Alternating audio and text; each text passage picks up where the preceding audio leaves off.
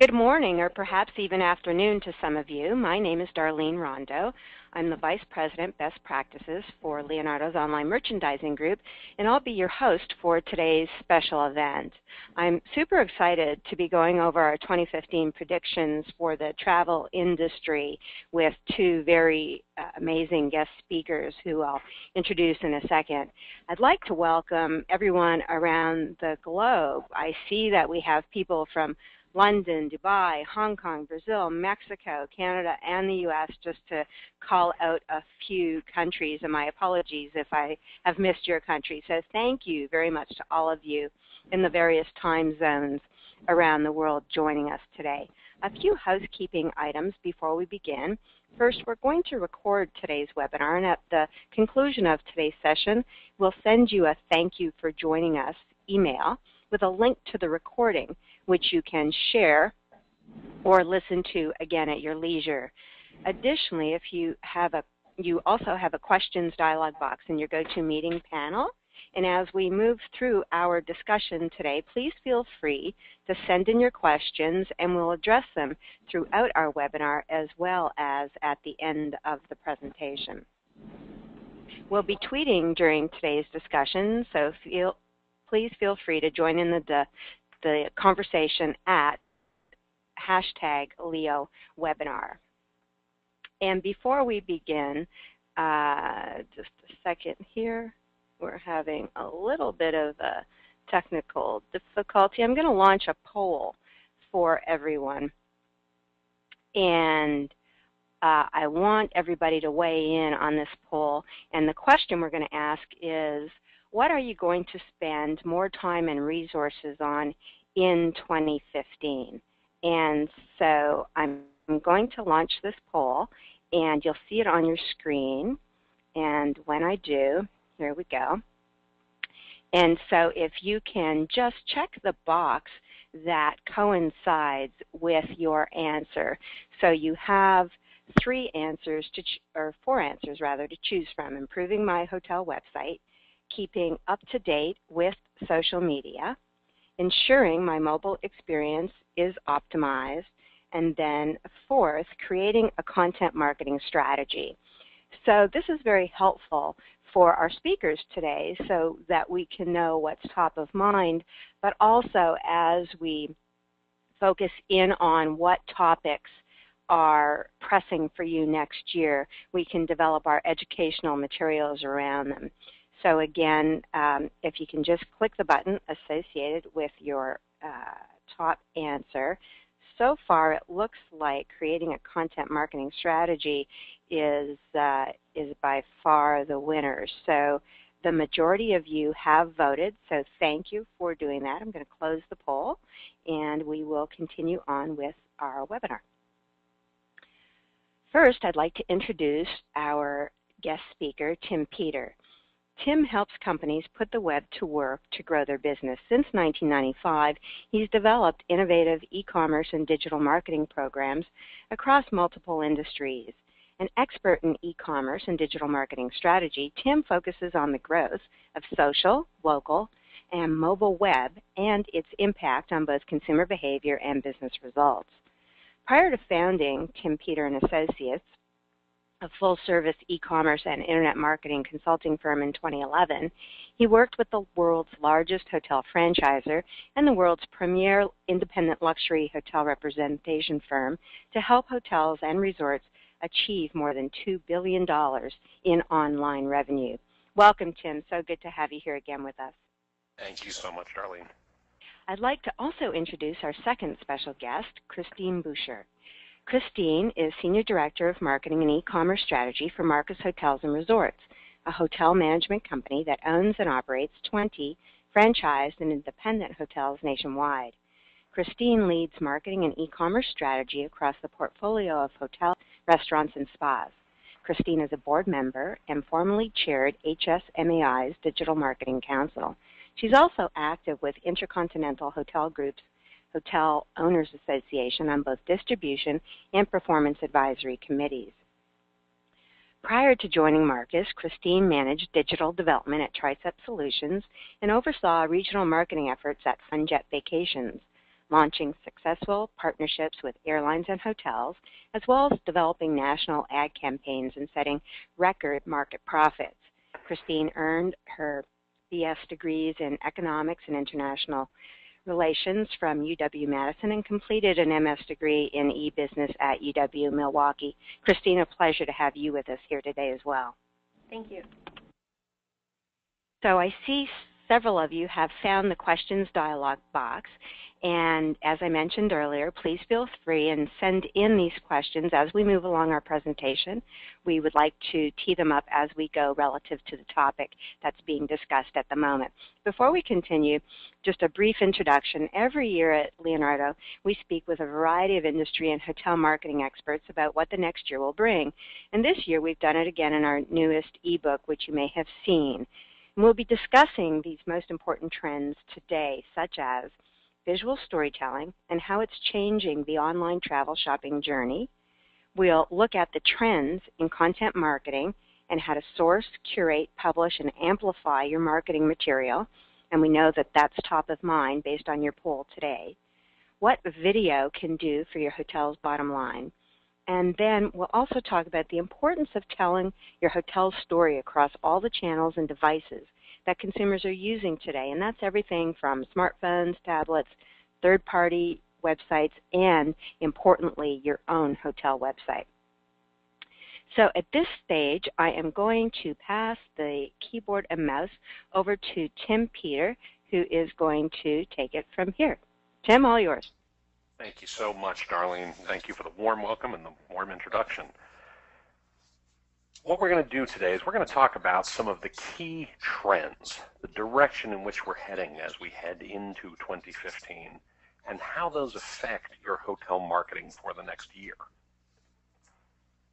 Now, one of the realities, of course, is if you don't know where you're going, before you know where you're going, it's very important to know where we are now. And where we are right now is we're in the good old days.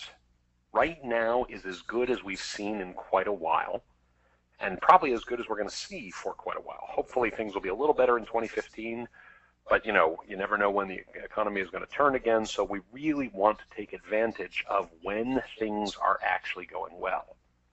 Now, according to Smith Travel Research, we're seeing occupancies and rates at record highs, and we're seeing new inventory lagging demand in most markets, which is helping keep a good level of occupancy and a good level of rate for most hotels in most markets. So 2015 really presents the opportunity to be a spectacular year, something that we will look back on and say, remember the good old days? Well, 2015 is likely to be one of those years. Of course, that's only true if you take advantage of the trends. Now, there are 6 major trends that we live in today. We live in a world where now it's all e-commerce. And there's a number of trends that are making that be true. It's a world where your customers can find and browse and shop and buy anytime they want, anywhere they want. And those trends are the internet everywhere, that we're all publishers now, the radical transparency that that creates, the deep customer insights that that allows, the disruption and disintermediation that follows, and the changing of the guard that will shift the way your customers behave for years to come. Now, in the interest of time, we're going to focus on 3 during the course of this call, specifically the internet everywhere, the reality that we are all publishers now, and the deep customer insights that we can gain from those realities. When we talk about the internet everywhere, there are really 4 categories of connectivity that your customers actually deal with all day, every day. Mobiles go without saying, right? Those are things that people carry in their pocket. They're carrying the internet with them everywhere they go. We're moving into a world where wearables will become more common. I think that's a little further out and probably not something that's going to have a huge impact in 2015. But something we need to be aware of as we move forward. Usables are things like mobile payments and how those affect your customers' behavior, how they affect guest behavior, and what guests will expect when they check in and what they want to do there. And invisibles, the ambient sensors, things like the Nest thermostat and things that just disappear into the background, but create constant connectivity for your guests and create a world where they are always connected to the internet. They are always available to get the information that they want, when they want, where they want, and how they want. The simple reality is today there's almost 13.5 billion internet-connected devices in the world, which breaks down to basically 2 internet-connected devices for every man, woman, and child on the planet. In reality, your hotels typically house more devices every night than guests. And that has a real impact on what your guests' expectations are all along their find, browse, shop, and buy process. Simply put, more people own mobile phones today than own toothbrushes. It's just one of those things that we've got to get used to, excuse me, and recognize as the reality today. When you put it in that context, Tim, it really sort of brings the message home that mobile phones are ubiquitous. And, if we just look at it from an everyday standpoint, you walk down the street, everybody's on their phone. You sit in a cafe, everybody's on their phone. You go to the grocery store, everybody's on their phone. So I like that analogy. Well, thanks so much. It's something, an old boss of mine, well, he wasn't that old, but, a former boss of mine used to like to say, it was interesting to be in meetings and see people praying, quote unquote, at every break, meaning that the moment we had a break, everybody had their hands in their laps with their hands together, cradling their phone and their heads bowed over it. It just looked like the whole room has started to engage in sudden silent prayer. Google chairman Eric Schmidt has said that the web is like electricity. It's just there. It's just the reality of the way your customers work today and what your customers expect. And though we're not going to talk about the changing of the guard as an overall trend, obviously as millennials come into the market, where more than half are over the age of 21 and the oldest are now entering their 30s, they've grown up in a world where there's always been a mobile phone. They look at mobile the way most people our age or older look at the light switch. It's not something new. It's not technology. It's just there. Now, I'm sure many of you have heard what content is. And we're going to talk about what content is in a moment. But first, when we live in a world where we have the internet everywhere, we have to talk about context. And context is queen. Context means, where are your guests when they're accessing the internet? What is the information that is most important to them in those contexts? And how can you use that information to drive them towards a booking decision? So you really want to think about how you can segment your customer behaviors by context. You want to observe, measure, and learn your customers' pain points in each of those contexts. For instance, if you're an airport hotel and your guests are trying to make a booking as they're running through a terminal, dragging their carry-on in one hand, a coat slung over their other arm, a mobile phone in their hand, and somehow they have to pull out a credit card to make a booking, it simply doesn't work and is going to hurt your ability to take those bookings. So, do you make it easy for people to call you? Do you make it easy for people to reserve without a credit card? Do you make it easy to coordinate with things like Apple Pay or Google Wallet, such that in the appropriate context, your guests can accomplish their goals, which will drive you towards your business goals as well? And so you want to observe, measure, and learn those customer pain points in each context, and then improve that experience, aligning it with the context in which your guests actually do that. Now, of course, if context is queen, that makes content king. It's been true for years. It remains true. Content drives the decision. And we've really entered a world where we are now all publishers. We are all publishers now. Don't think of the New York Times when you think of a publisher. Think of a mirror. Just look at yourself. We know that in every minute on the internet, there are 204 million emails sent and received. Anyone who doesn't believe that can take a look at my inbox.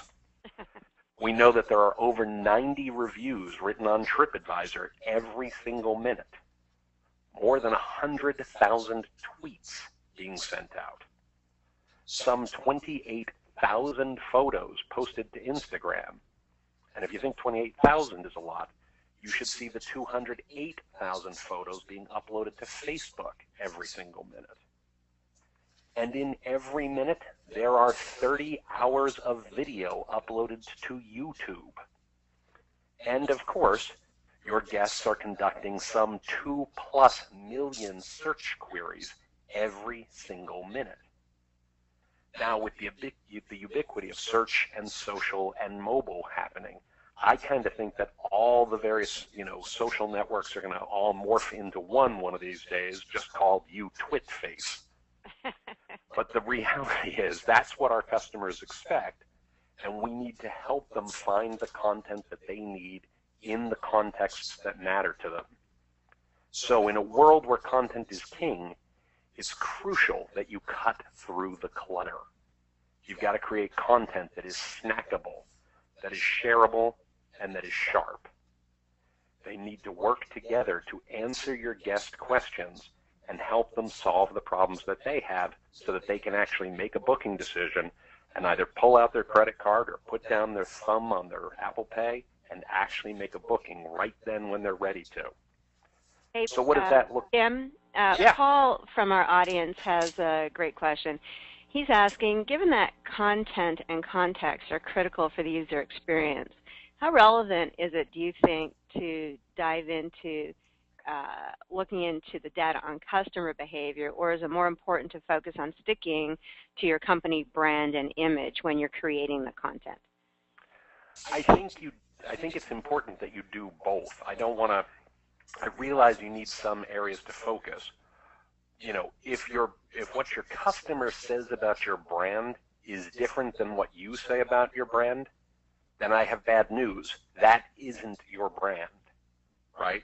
Your Yep. brand, in many cases, is only as good as your last review.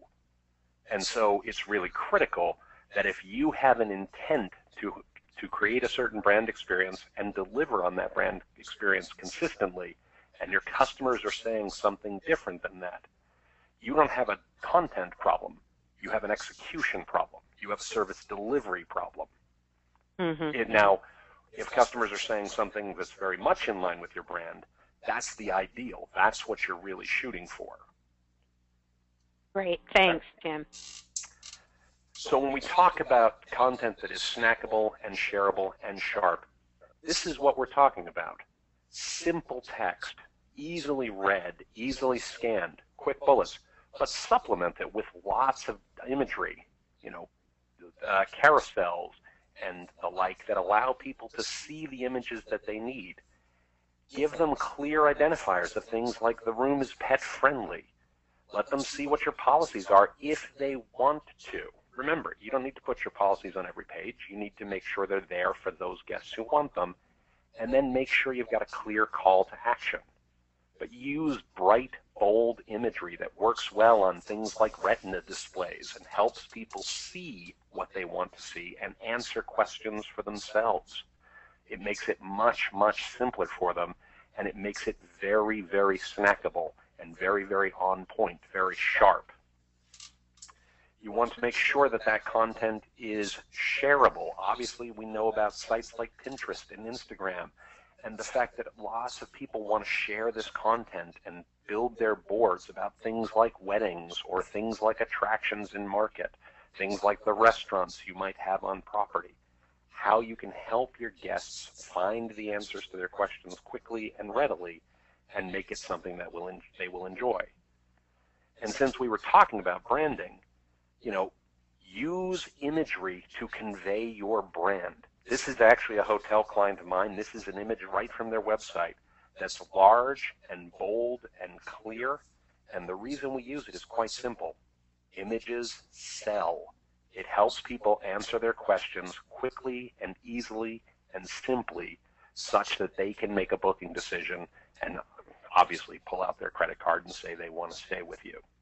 And, you know, Tim, we know that the brain processes visual 60,000 times faster than words. So given that last image, as a consumer, you can look at that image and instantly understand the story, that it's going to be comfortable and elegant and in this historical looking setting. And so that tells a story that take an awful lot of words to be able to tell if in fact the consumer spent the time reading on the internet. And as we know, people don't read on the internet, they scan on the internet. Absolutely. And the other thing is, with the advent of things like new technologies called schemas, you don't need as much content on your website as you once did to be attractive to the search engines. Now, I want to be fair. You still need text. You still need to make sure that the information is there for the people when they're ready to read it, because people read more or less at various points in their decision-making process, in the booking process. What you need to make sure is that you're featuring the things that will capture people and pull them in, and then make sure that you have the content that's necessary when they're ready to scroll down and read a little further, when they're ready to get more information. So you want to balance those two realities. But you're absolutely right. People take in imagery quick and readily. If you think about the growth of things like Instagram and Pinterest and YouTube and the number of images that people are posting to Facebook every day, the web is increasingly becoming a visual channel. It's what customers expect. They've got these big smartphones with big screens. They've got tablets with big screens. I'm sure everybody's heard of these, high-resolution retina displays and things like that. People expect big, bold, clear imagery, and then the content behind that supports it when they're at that point in the process. And Tim, I'll ask this of you, and then Christina, I'll also ask it of you when you get up to bat. Several people are commenting, should you use people? Is it considered best practice? Matt's asking this. Is it considered best practice to use people in your images? Or he's saying he hears differences of opinion. Right. So I think it tends to work better to have people in the images. I also am a huge proponent of test and learn methodology, where you actually try some images with people in them, try some images without, and see what works best for your guest. The simple fact is that best practices often aren't. What might work for one hotel in one city, in one market, may not work for another hotel. So for instance, if you're an economy segment hotel, your reality may be different than an upper upscale. You need to test that and see what works in your specific destination and for your specific guest. Good point. So obviously we live in a world where we're all publishers now, where there's all this content being created all the time. And we live in a world where the internet is everywhere and people are continually connected. What that creates is a reality where people leave digital footprints everywhere they go. Their guests are leaving their information behind.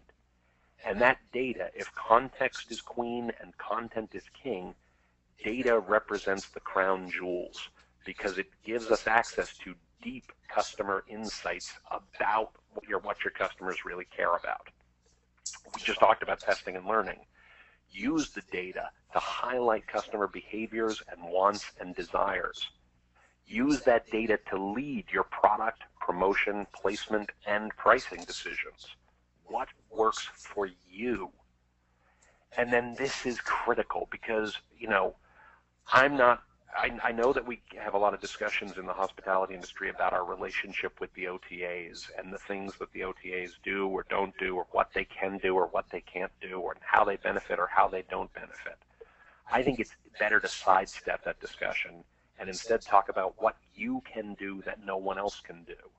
And the reality is the data that you have about your guests and the data that you have about how your guests interact with your website is data that cannot be easily duplicated by the competition, whether it's the hotel across the street or whether it is the OTA.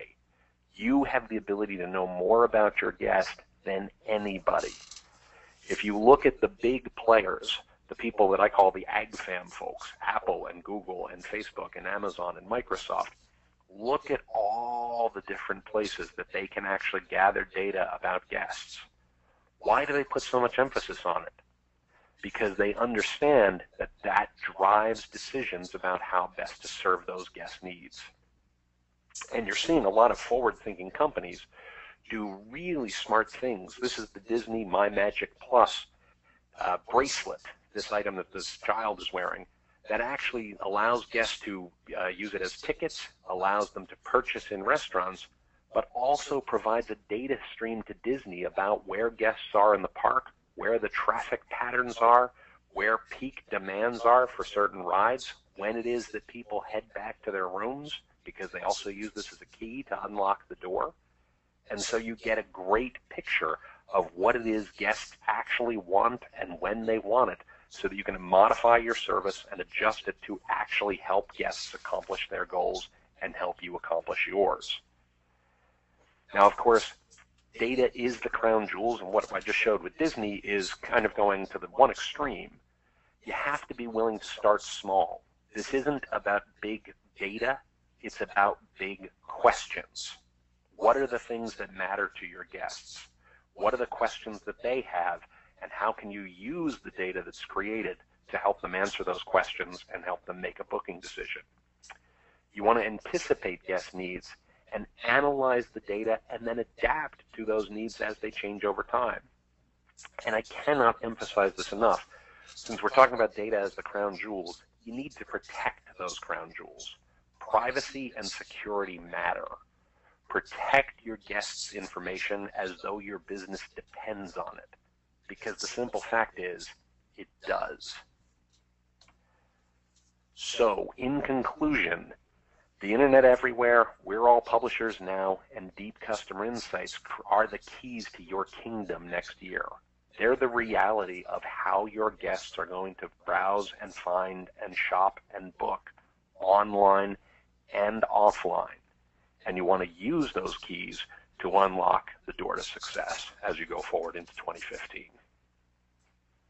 Outstanding, outstanding, Tim. Judging from all the questions from our audience, really interesting subject, and we could spend hours talking about it. There have been a lot of questions that have come in that we haven't been able to answer yet, but we'll save those till the end. But just to wrap up what the takeaways from Tim's slides, we saw the start of good content marketing in 2014, but we know it's going to get really, really hot in 2015. And again, tying back to the poll we took at the beginning of the webinar, that is directly in line with what is on your mind out there. And then, of course, not to be outdone, but context is really critical as well. So helping your customers when and where they need it on their device is key. And lastly, as Tim just rounded off the conversation with, the more you know about your guests and their habits, the more you are in the driver's seat to be really competitive.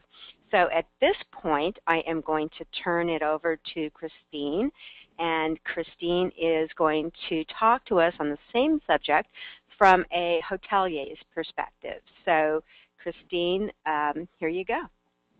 All right, thanks, Darlene. I appreciate the intro. And Tim, great job on the big picture thinking in the areas of content marketing and mobile, and a lot of big changes in our industry from the hotelier's perspective. And I'm excited to be speaking about it to you today because I think these are areas that are so key to our future and areas that we can have impact. And why is content marketing important to hoteliers? I think everyone who is in our industry realizes that change is constant, it's fast, it's relentless, and nonstop. And I put on the slide, keeping up is a matter of survival, and I truly believe that. When you look at the trends that have happened to our industry over the past few years, larger and larger amounts of our budgets go to funding payments to OTAs, different intermediaries are taking a good part of our bookings that were once direct. And if that trend continues, our margins, our profit margins become slimmer and slimmer. So to prevent that from continuing to happen, and really at some point they could make it so that we can't even be profitable, we need to own our destiny. So what we want to do is try to avoid the commoditization of our products. Because right now you can go out and you can shop based on location, star rating, and price on many different meta search engines and never even go to a hotel website and learn more about them.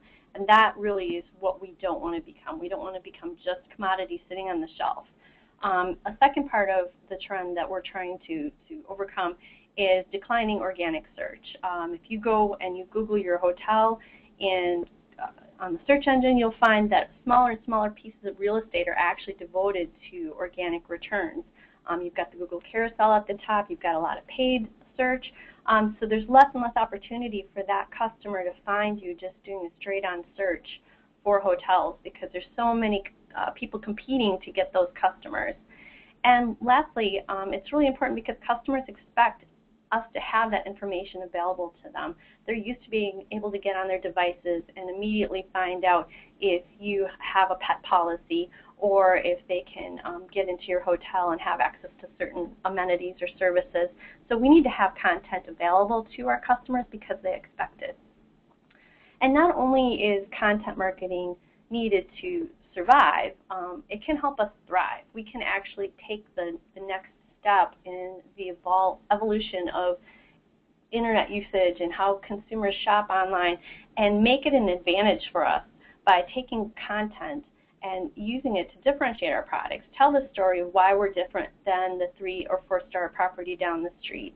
What are our unique options that we provide to our customers? Why stay with us versus the hotel down the street? Great content also leads to more inbound website links, more traffic coming to your site for various reasons. And also, if that content is on your site, your websites are sticky and likely to convert at a higher rate because customers get engaged, they stay longer, and they'll tend to book with your site directly versus going and booking on an OTA or another channel. And those engaged customers who are on your site and find your brand interesting are more likely to have some loyalty to your brand ultimately because they know about you, they understand you, they relate to your brand. And then you can also use that content to leverage social media channels and really up the ante as far as conversations and expanding the conversations into social networks. So content does a lot of great stuff for hotels. We just have to figure out how to use it. And just a little note on millennials in particular. They're 62% more likely to extend their business trip into a vacation when traveling, and they're also known to be a little bit more spontaneous. So if you get that content in front of them at the right time, you may turn a business traveler into a vacation traveler as well. Get them to stay longer, get them to come back later. So it's to our advantage to make the great, unique features of our hotels available to everyone.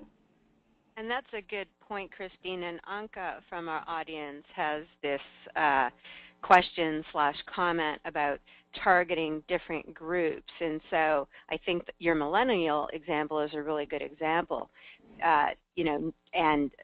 Another term that I hear a lot is the leisure traveler, someone who travels for business but then extends, or someone who is traveling for leisure but also has to still, get on the web or get on a conference call. How do you target those people? Because it seems like, we're saying we should be targeting our guests, but how do you deal with the fact that they could be there for different reasons, and so what content do you offer them? I think when you create your content, you really need to think about your different segments and customize some content to be specifically targeted towards business travelers or to leisure travelers.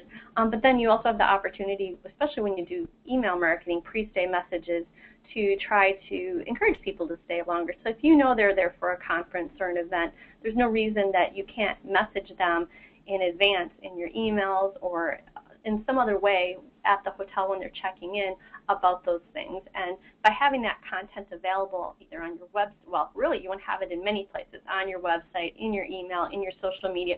You make it pervasive so those people who are doing searches can ultimately find that content. So putting it in the right context helps those people find it in the right place at the right time. Good point. Good point. So I'm going to talk a little bit about visual storytelling. And in 2012, the Four Seasons unveiled a new website, and it was an $18 million redesign. And when I first saw that figure, I almost fell out of my chair because that is a lot of money to spend on a website redesign. But I really think it was a great investment. And the picture you're looking at is actually one long page. I had to break it up so you could kind of see it. And the format that they use is really telling the story of that hotel and its neighborhood at the same time, and things to do. So the great thing about this site and other sites that I've seen, which have become a trend, is it's making use of the fact that people are spending an awful lot of time on their tablets and on their mobile phones, surfing for information, doing their travel planning there, because it takes advantage of the scrolling feature. If you're on a tablet or you're on a mobile phone, you don't want to have to keep hitting navigation. And that used to be old school. When you were on a desktop, you wanted to have it so all your content was above the fold, you didn't have to scroll. Times have changed. Now websites, if you're trying to tell the story of your hotel, you want people to be able to scroll on that tablet, scroll on your smartphone, and visually experience and see everything you have to offer in pictures, headlines, and then they can click through to the things that are interesting to them and learn more. So if you go onto the Chicago Four Seasons page, you'll see that they talk about not only their hotel, but map, location, weather, the best restaurants in the area.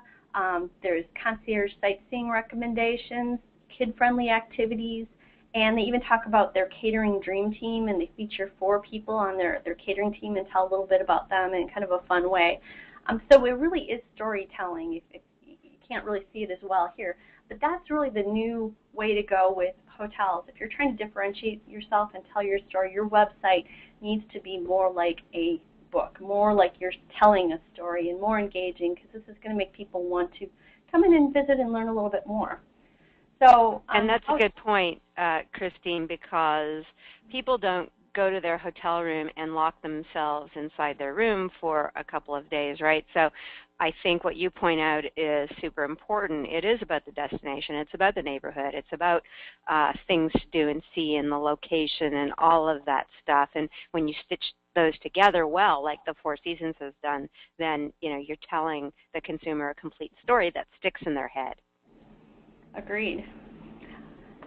So the how-to of visual storytelling is you want to sell the experience with a consistent story. You want to show photos, and you want to tell the headlines, and you want everything people see to match up with the story of who you are, what you're about, and they want to have that brand consistency. So you really need to think about, again, if you think about that Four Seasons page, it's telling a story in a certain way, and you want it to look similar on your website, your Facebook page, your emails. You don't want things looking different. So think about how you tell your story across all of those different channels. You also want to use visuals and segment your customers. Visuals are so important. People are posting pictures, sharing pictures, wanting to look at pictures as they plan their travel. Pinterest is really important for brides. So, any hotel that is selling weddings should definitely consider having a Pinterest page and segmenting to those brides. Instagram, I think, is great for dining experiences, food and beverage. People are out being social. They can share pictures of their food.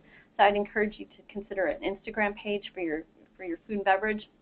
And I think Twitter is especially good for PR initiatives and communicating with the community, stuff that you're hoping that newspapers or other people might pick up and talk about in the community. So you still can segment your customers as you're telling these stories, but thinking about where those customers are and how to get that message out to them and get them engaged at the right time. You also want to make pictures easily viewable across your different devices. Kind of old school was you'd have your separate mobile site and you keep it really lightweight with not many images because it would load quicker. Technology is such that that's not as much of an issue anymore. If you have the right persons or groups helping you build your site, your mobile device should be able to display photo galleries, and they should be readily available, big pictures that work on whatever size device, and they're scalable and they adjust, and that's what a responsive site does. So you want to make sure that they're available whether you're on a laptop, on your mobile site, or if you're on a tablet.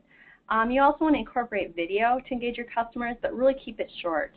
We've done a series of small videos on our sites, everything from we did a 20-second video for one of our restaurants because they started using fresh-made buns on their burgers, and the title on it was "Check Out Our Buns." To another one where we featured one of our golf pros, and he did regular segments, and they're all kind of silly and goofy, but the net result is those people feel like they have a relationship and engagement with that brand even before they get there. Also, Facebook, Instagram, and Pinterest are terrific channels for photos, so go around and take lots of pictures and just get out there on those channels. They're pretty easy to do, and I definitely encourage everyone to have a YouTube channel. And again, not long videos, but just start creating content in video format.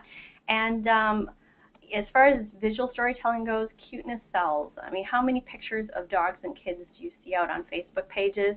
Mm-hmm. Anything that you can do that's cute, that people are going to go, aw, if people bring their dogs to your property, or you can get pictures of kids, post those. Those are great. And I do want to, go ahead. Yeah, I was just going to say that this next photo, I think, talks to that directly, right? That's a cute thing. Yeah, and this is something that really intrigued me is, we had a conversation, a group of us a while back, and we talked about what's your Instagrammable moment. When do people come into your hotel? At what point do they go, oh, I have to take a picture here? And when I went to the Cosmopolitan Hotel, I actually found this picture on a blog, but I went and had my picture taken in the shoe too, and a bunch of other people were, and they were all posting on social media, and it's that start to the conversation and social media engagement, and that's your Instagrammable moment. And you need to think about what is that at your hotel, and it can be built into your hotel in the form of the design. And I would definitely encourage hoteliers to think about that as they're designing their lobby or different experiences. What can you build in that are going to be picture-worthy? But then also there's other parts that you can do, like your programming and your collateral. In the Instagram picture to the right, you can see a little door hanger was worthy of an Instagram post because someone thought it was cool. Or the staircase. Not everything has to be expensive. You just have to figure out what those moments are and build them into your customer experience. And that's a great answer. Janet in the audience asked exactly that. Easy for the Cosmopolitan to have, the Instagrammable moment, but, I'm just a very limited service hotel on the side of a highway. Yes, and I agree that makes it a little bit more challenging, but not impossible, and I've got some ideas I'm going to touch upon in a little bit. One thing that I've seen a lot of hotels do is they'll have the little doggy bone station, and they might have a chalkboard where you write, welcome Fido and Fluffy, and if those dogs are coming in and they see their name written there, they're going to take a picture. So there are things you can do to get around that. As far as content marketing goes, finding your story, making it authentic, and really leaning into your DNA. Sometimes it requires some soul searching. What is your DNA? What are you all about? But if you can identify that, put your finger in on that, then try to lean into that and express yourself in multiple ways along those lines and take some risks with that. Also, insider experiences, anything that you can offer in your area that is unique to you or to your area is a story. And experiential service and programming, that's stuff that you can create at your hotel. You can determine what those programs or service are going to be that could be a story. And lifestyle brands especially are leaning into that.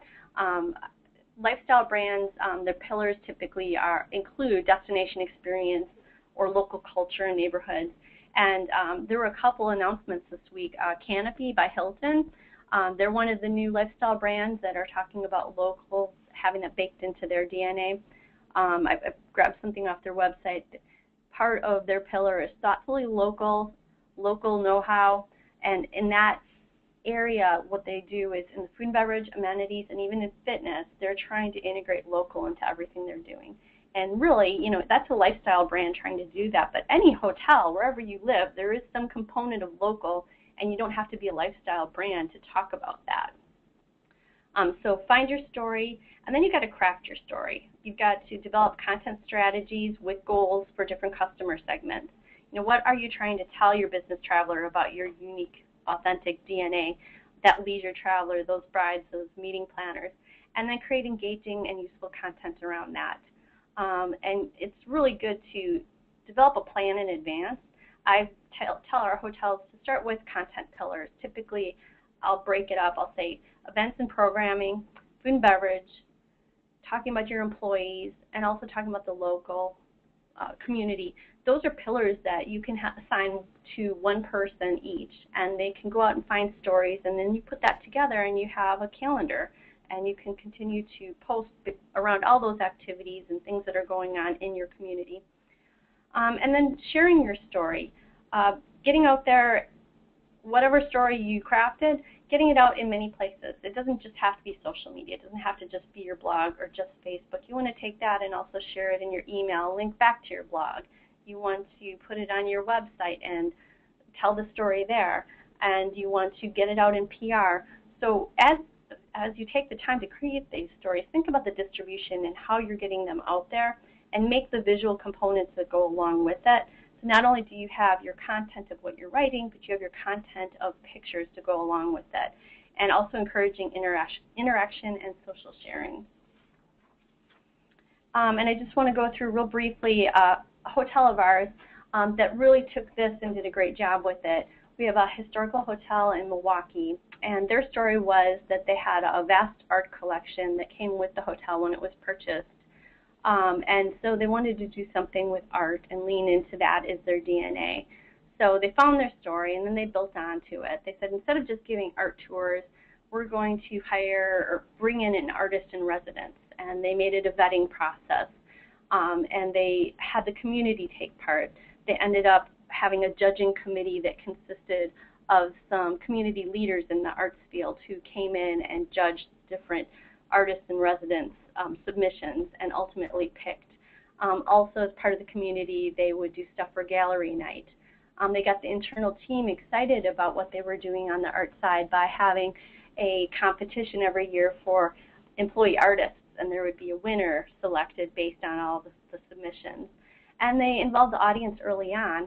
They had part of the process also be voting. So although they had a panel of judging committees, the final decisions were made by the community and voting, and it got really heated online because there'd be so many people voting. And the key was we distributed it everywhere. We used PR, we used email, we used social media, and it's a big part of our website as well. And we continued to expand on the story again and again, increasing the voting mechanism, expanding the selection process, and found new angles to grow the story by adding a Pfister narrator. We put in an augmented reality tour. So we've continued to grow and grow and grow. And the important thing is we took risks. We didn't know that this was going to be a success, but it really was something that made sense with our DNA, and we went out there and leaned into it, and it worked out for us. And I agree, there's challenges with other hotels not having as rich of a story. But I'll give a couple examples. We have a hotel that created a pink room. They decorated one room in pink, and they partnered with a local, not Susan Komen, but a group called ABCD, similar. And every stay there generates, I think, 25% goes to that charity. We've done wedding photo contests. Anyone who's gotten married at the hotel, please submit your wedding photos, and there was a contest for that.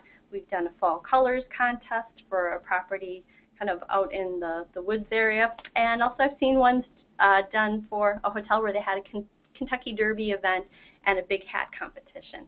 So again, you don't always have to have a story baked into your hotel. You can create your own story. That's an excellent advice, because we've had a couple of questions come in, one from Nikki along the same lines, how do you expand on that story? So great advice, Christine. Thank you. Yeah, and I totally sympathize. It's a challenge. It's not always easy, but that's where I think it's really important to realize that this sort of project is a team effort, and you need to get your team together and brainstorm, because it takes a bigger commitment to create a story like the Pink Room. It doesn't just happen overnight, but if it's something that your group is passionate about and makes happen, there certainly are a lot of legs for a story like that. Absolutely. And lastly, I'm going to touch upon the importance of mobile and tablets. Tablets have become kind of the primary, I view, primary source for travel research because it's easy to sit on your couch and peruse. You don't have to be at your desktop, but it's bigger than the smartphone. So mobile users are frequently using their tablets to plan their travel. Studies have shown that a non-mobile optimized website gets abandoned far more frequently, and frequently those smartphones are used for last-minute bookings, including business travelers at a 32% booking rate, or 32% of business travelers have booked via mobile. That's what I should say. And why it's important for mobile and tablets. You want to leverage those unique capabilities of swipe, zoom, and pinch so people, as they're researching, can use those capabilities. And you want to make it easy on a smartphone to click to call and have access to interactive maps because they're on the road and they need to have that ease of use. And a mobile optimized booking engine is mandatory or you're going to hurt your direct booking conversion rate. So really to sum it up, storytelling, content, and mobile are the key 2015 trends, and hopefully this information gave you a little bit of background on how you might use that in your hotel. Excellent, Christine. Again, tons of interaction from the audience, which tells me that you're right on the money with respect to what you're talking about. And the fact that you come from the hotel world representing Marcus and other hotels that you've managed before really gives our audience some great insight. So thank you again for that. Just to recap what Christine said, be true to your brand and your personality, and involve your guests and your staff in the story creation. You know, as we were talking about, you know, gee, what story should I tell or what should I feature? You know, your staff often will have great ideas. You know, they live and breathe the hotel environment as well, so get them involved as well. Use an abundance of photos, and obviously don't forget about video. And 2015, we're going to be talking a lot more about video. We saw some of the stats that Tim shared, and as Christine pointed out, they're really engaging and they're sticky. And create a plan for the content that you need and want, and then map it to the appropriate channel for syndication. So your own website, all the travel channels like TripAdvisor, your emails, and then at minimum, have a mobile optimized site, but spend the money for responsive if you can, because it is worth it in the long run. So I'm going to launch one more poll because we'd like everybody's opinion on what they thought of today's content. So I've launched the poll, and the question is, based on today's content, will you attend a future webinar on different topics?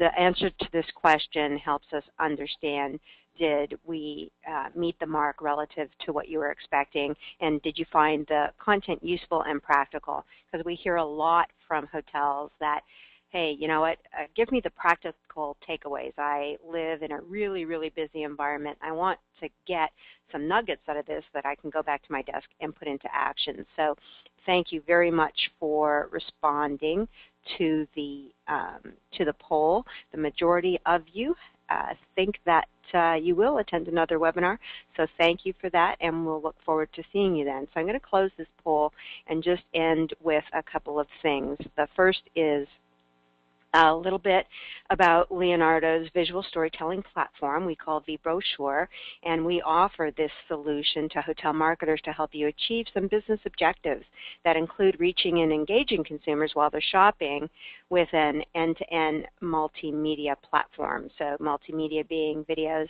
virtual tours, and photos. And then it also helps you to communicate the value that you're providing so that you just don't sell on price, because people don't buy based on price, they buy based on value. And it's an opportunity to set yourself apart from the competition so that the shopper chooses you with the certainty that it is the right choice for them. Many of you have asked for Christine and Tim's information. I'll show that in just a second. Our webinar next month is going to talk about hotel web marketing in particular and how to boost your presence primarily on your own website. So please join us for that. And we're going to be sending you a recording of this webinar that you can listen to again or or share with a colleague. So in closing, Tim Peter, thank you very much for all of your insights. It was very helpful to our audience. I know they appreciated it. Christine, thank you very much for joining us. As I said, hearing from a hotelier is always really special for our audience because it brings it home, and you're able to present it vis-a-vis their own environment. So thank you, Tim. Thank you, Christine. And to our audience, thank you. Thursday is the new Friday, so have a good weekend, everybody, and we'll see you next time. Talk to you later. Bye-bye.